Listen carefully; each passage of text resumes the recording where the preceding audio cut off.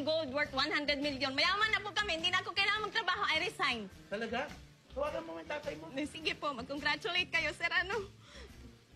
Hello, Papa. Ayun po, ikaw sapin na kayo nitong amo ko. Buka muna. Hello. Magandang hapon po. Opo, kayo ba yung tatay ni Yaya? Opo. Makinig po kayo mabuti, no? Kung gusto nyo pong makita pa yung anak nyo, magbigay po kayo ng ransom. Sir. Oh, baril to. Sir, huwag mo naman itutok, sir. Tali mo sarili mo, medyo pagod ako. Ka-resign ko lang. Okay. Papa! Help me, Papa!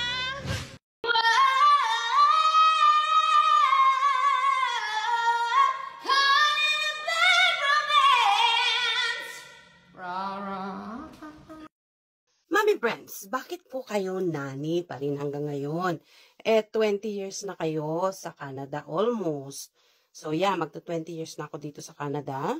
Sa October 13 to be exact. 2023. So pumunta kasi ako dito October 13, 2003. So 20 years na talaga ako dito, guys. Imagine, ang tagal na, 'di ba? Pero hanggang ngayon, bakit nani pa rin si Mami Brands? Sabihin ko sa inyo, kasi originally, dream ko nung ako'y bata pa, maging teacher. So dito sa pagiging nani ko, parang nagagawa ko yun.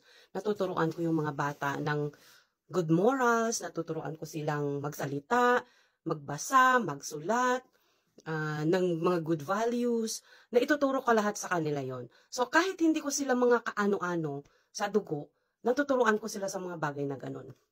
So, yun ang isang reason kung bakit gusto ko yung trabaho ko bilang nani. Pangalawa, kumbaga ako yung pinapakinggan nila, di ba? Kahit yung mga amo ko nga, sabi nila, listen to Brenda, her word is law. Parang yung mga salita ko daw, yun ang masusunod. Parang yun ang batas, kumbaga. Whereas, kung ikukumpara ko, kasi nagtrabaho ako minsan sa Longgos, hindi ganun ang authority ko doon.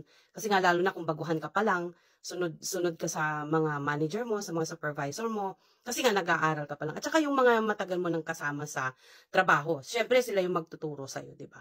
Pero sa akin, naturally, parang meron akong gift siguro na tayo namang mga Pilipino is very caring and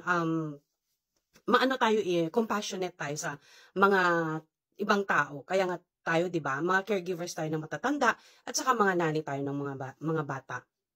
Ngayon, ganun din pagka ikaw ay housekeeper, maalaga ka sa pinagtatrabahuan mo, 'di ba? Kaya 'yun ang reason kung bakit gusto ko. At saka matahimik, kumbaga, wala akong ibang taong pinakikisamahan na katulad ng kung nasa labas ako nagtatrabaho sa mga fast food, grocery, hospital, yung mga ganyan, bangko. Wala akong katrabaho na ganun. Although, yung ibang tao, mas prefer nila yung ganong klase ng settings or setup. Ako naman, mas gusto ko yung trabaho ko bilang nani. Unang-una, meron akong freedom dito. Hindi, yung mga amo ko, katuwang ko yan sila sa pagpapalaki sa kanilang pamilya, ganon din sa pag-aalaga sa kanilang bahay. Katulad ngayon, tingnan niyo. Nakapag-ayos na ako ng bed nila. So, yan. So, pwede na akong mag-vlog, pwede na akong gumawa ng videos ko kasi nagawa ko na yung gagawin ko.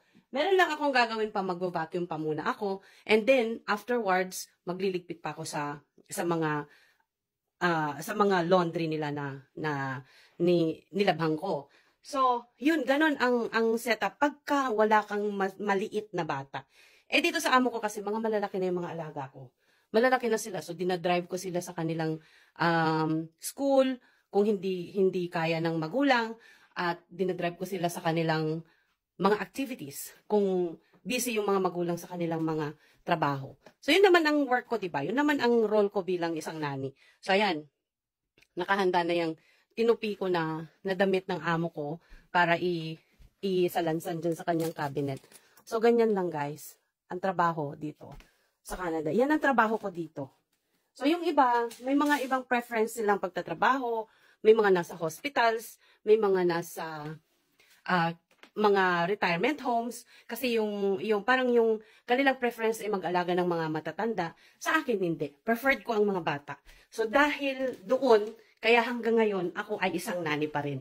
And I'm very, very proud of it. Sasabihin ko sa inyo, hindi ako nahihiya na sabihin na ako ay nani kasi dito nakapunta kami sa Canada. Dahil dito, nakapunta kami dito sa Canada at nagkaroon ng magandang buhay.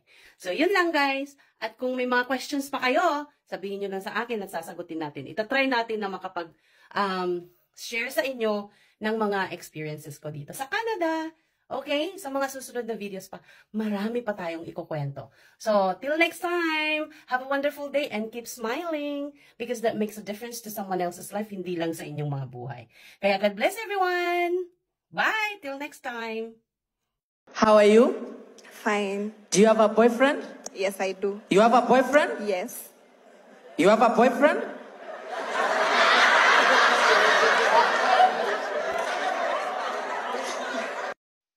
When a person doesn't like you, they team up with another person who doesn't like you. And before you know it, there's a group of people who hate you. Funny thing is that they don't even like each other, but they are gathered just because of you.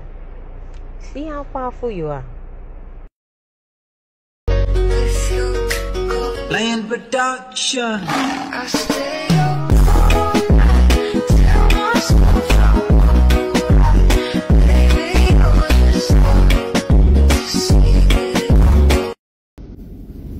Magda-diet naman talaga ako eh.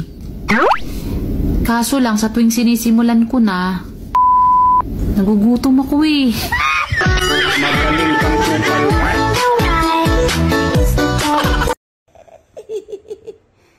Agmata ka ba? At agtong-tong-tong tamay. Maturog ka tuta ah. Ya. Agtong-tong-tong tamay ah. Wey, nagmata ka kabay. Maturog ka tuman-tutan.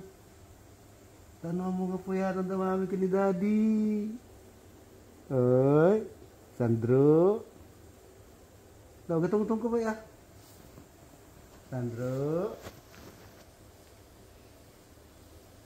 Nih, nachingpe, men. Ano kami taguba? Sandro. Sandro. Ay, wala magbitak tayo si Mana. Nih.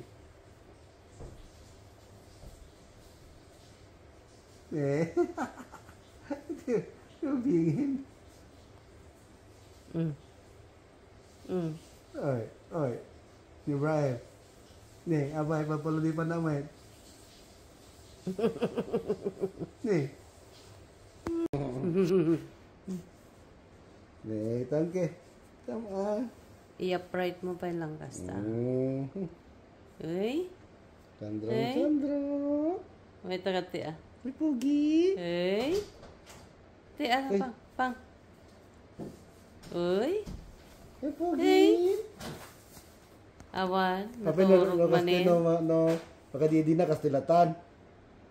Kaya na nga sa wayan mabsog. Hindi mo na hindi battle pa lang kay. Takwartahan na niya. Ay, sino, no, ni Daddy, no, ni Tito BJ niya. Misa mo. Ay, sus, at sa pagkakintahan na. Kwartaman. Ano niya? Anya. Pag milk tea man tito, panananton. Uy, sus! Ano? Ay, sus! Hello? Ay. Hello? Agla-ala sinin. Hello? Ang kaya natin naka-white, kaya naka-black. Ay. Ay, so lang So, maanay naka-black. Okay, lang nga ro din. Nakatagdi din, ikan.